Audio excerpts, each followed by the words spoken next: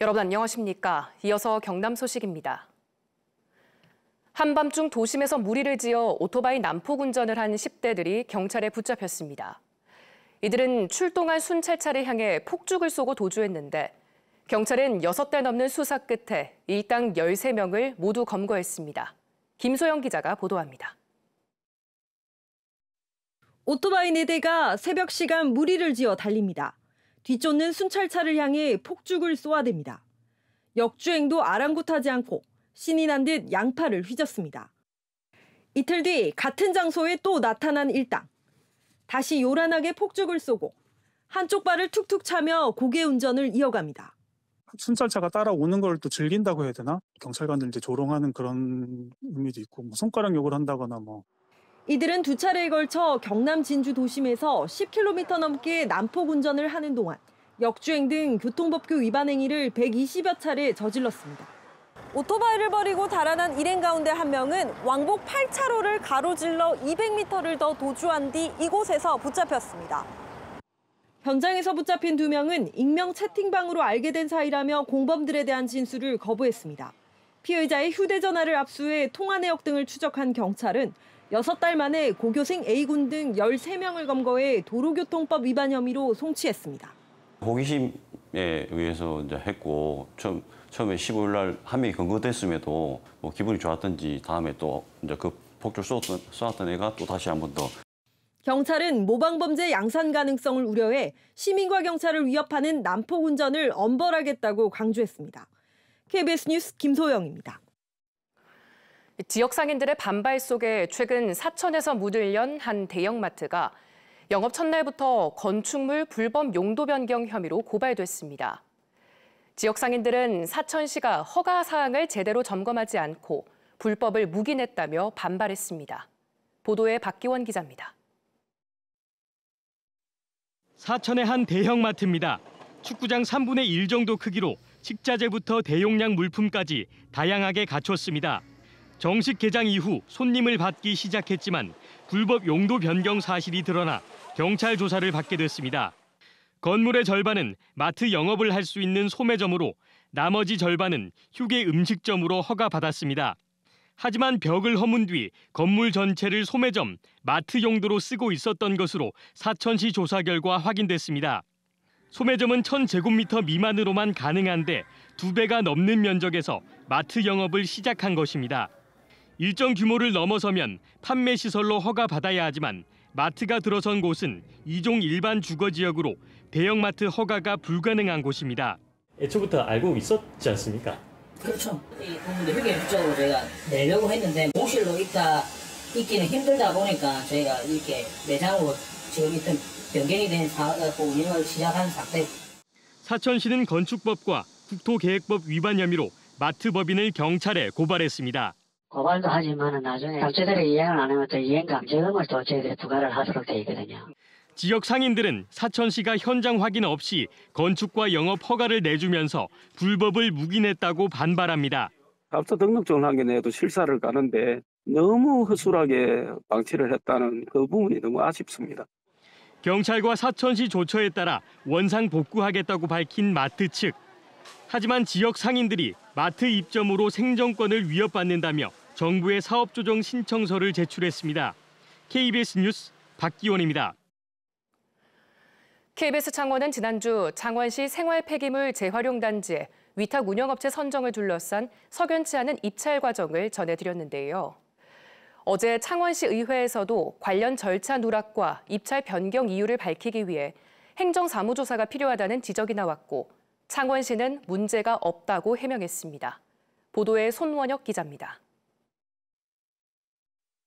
210억 원 규모인 창원 생활폐기물 재활용 단지 위탁 운영업체 선정 입찰. 갑작스런 입찰 취소와 자격 변경, 평가위원 재모집 등이 논란입니다. 창원시 의회에서는 관련 조례에 따라 수탁기관 선정위원회를 열어 업체를 선정했어야 하는데 이 절차가 빠졌다는 주장도 제기됐습니다. 만약에 이런 절차상의 하자가 문제가 있으면 중대 명백한 무효의 사유에 해당한다고 되어 있습니다. 창원시는 문제가 없다고 해명했습니다.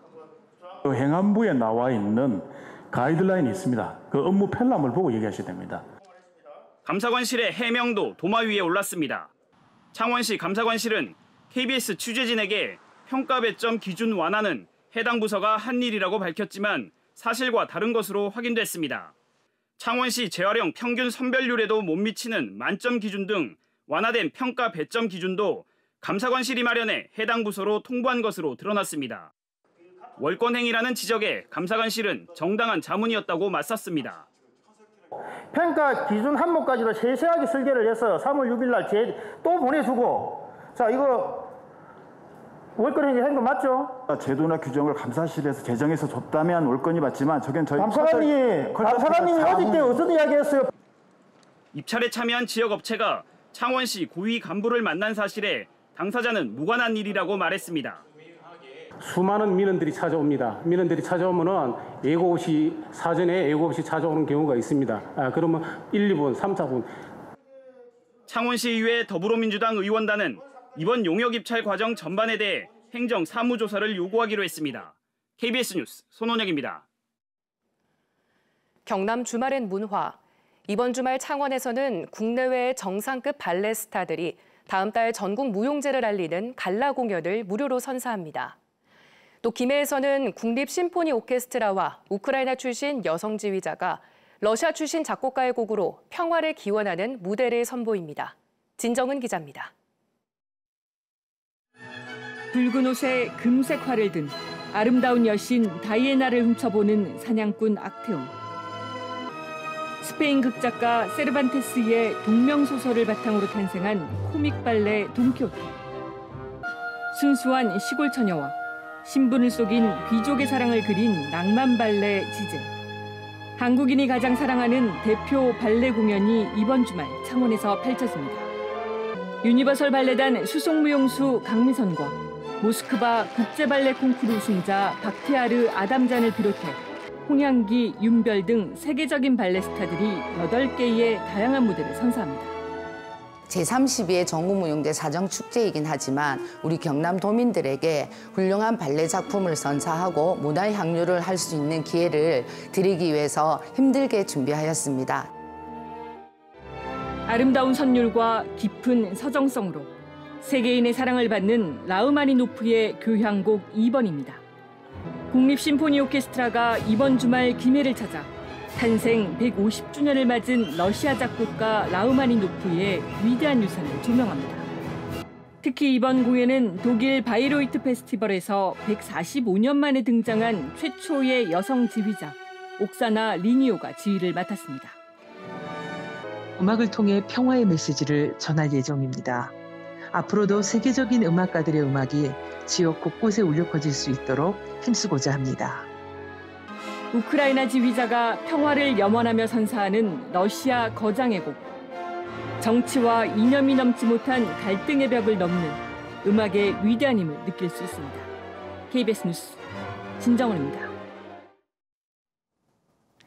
오늘도 우리 지역은 가을비가 이어집니다. 현재 우리 지역은 곳곳으로 비가 약하게 내리며 소강 상태를 보이는 곳이 많은데요. 비는 내렸다 그쳤다를 반복하며 휴일인 일요일까지 길게 이어지겠습니다. 예상되는 강수량은 내일까지 20에서 60mm, 많은 곳은 남해안과 지리산 부근에 최대 80mm 이상인데요. 곳에 따라 돌풍과 함께 천둥 번개가 치는 곳이 있어 유의하셔야겠습니다. 주말인 토요일과 휴일인 일요일에도 우리 지역엔 가끔 비가 내리며 가을비가 길게 이어지겠습니다.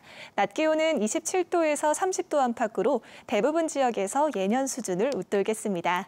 자세한 지역별 기온 살펴보겠습니다. 현재 기온 창원이 24도, 함안이 22도를 보이고 있습니다.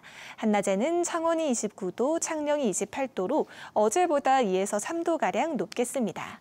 서부 지역도 진주가 22도, 합천이 21도로 출발하는 아침이고요. 한낮에는 진주가 28도, 거창 26도 예상됩니다. 바다의 물결은 동해상을 중심으로 최고 2m로 비교적 잔잔하게 일겠습니다.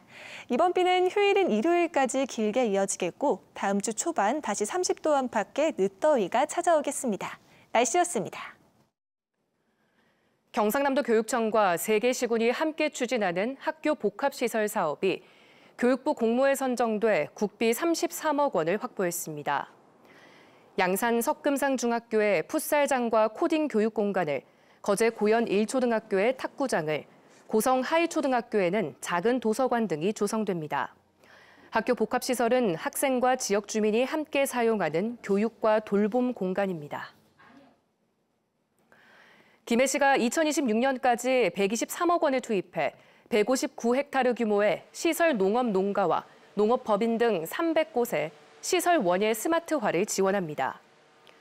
김해시는 올해 김해형 스마트팜 조성 등 사업